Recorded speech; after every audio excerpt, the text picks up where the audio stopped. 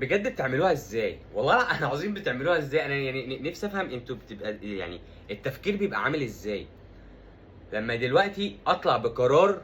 انا راجل مسؤول عن الكوره، وانا اللي ماسك الكوره، وانا اللي مسؤول عن نجاح الدوري، واطلع عندي فرقتين سين وصاد، مش هنقول ده مين وده مين.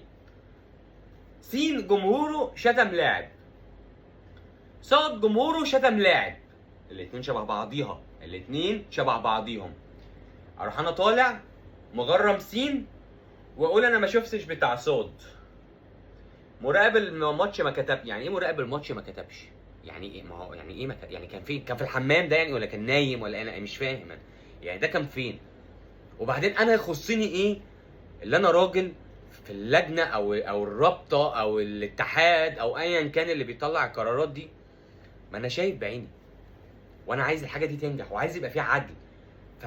وبعدين التقرير بتاع الحكم والمعرفش ايه ده بتاع افريقيا، مش بتاع مصر، مش بتاع بلدنا اللي احنا ده الدوري بتاعنا فعايشين فيها. فانت راجل شايف ده جمهور حتى الزمالك لما شتم بعد ما الماتش خلص، وجمهور الاهلي في وسط الماتش بعد الجون قعدوا يشتموا الراجل.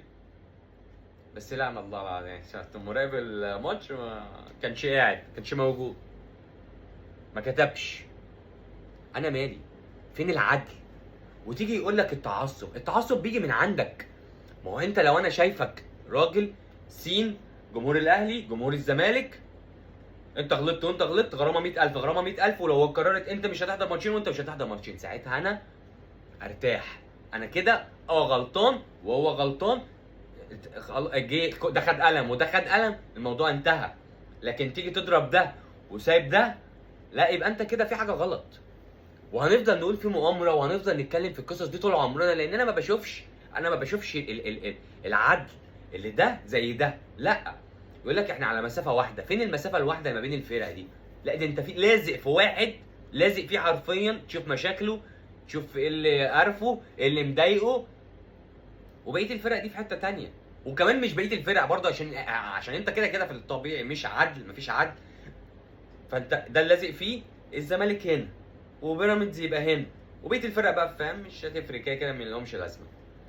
اللي عنده مشكله ولا عنده اي حاجه واللي متضايق من حاجه ما طنش، ما لهمش جمهور ينادوا ولا يقولوا ولا يوجعوا لنا دماغنا ولا الكلام ده كله.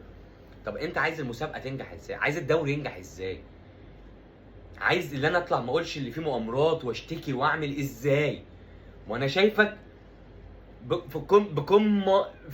في اللي هي ايه يعني، انا مش قادر اقول لفظ يتاخد على الواحد، وتلاقي الواحد في الاخر هو اللي اترازى عشان طالع بيتكلم في حاجه حق. يعني يوم لما جمهور الزمالك غلط، لا طلعت قلت شيكابالا ولا قلت اي حد من اللعيبه اللي كانت عندنا، زيزو نفسه وهو عندنا كان بيتشتم، تمام؟ امام عاشور كان بيتقال له يا امان عادي، محمود علاء بطلوه كوره من كتر السف على الواد، شيكابالا ده كان بيتزف كل ماتش، لا حد طلع قال ايقاف، ولا حد طلع قال غرامه، ولا حد طلع اتكلم في حاجه. وبرده الواحد لما طلع ما اتكلمش في الحاجات القديمه. انا بادئ دوري جديد وبادئ موسم جديد، وبقول يا مسهل والزمالك مستقر والدنيا، ويا جمهور ركزوا مع الزمالك وركزوا، وما فتحتش اي مواضيع قديمه. تيجي تلاقي بقى حوار زي ده، تندم اصلا انك ما طلعتش تتكلم وتقول وتعيد وتزيد، وانتوا من ايام زمان، واللي حصل ده عادي والمفروض يحصل، وتستحملوه عادي وتاخدوا على عينيكوا عادي. خلاص، هي ما بقتش كوره كده، يعني كده دخلنا في حته تانية، فاهم؟ يعني دخلنا بقى في خناقه ويلا يا باشا، ما بقاش بقى في كوره، ولا في اداره للكوره، ولا في روابط للكوره. خلاص بقى يا باشا، ما هو انا مش شايف ان انا بيبقى في عدل، انا شايف ان انا بتظلم بس، بتيجي عليا انا بس. طب ما هو التاني غلط وشتم ما شفناهاش، الراجل ما كتبهاش،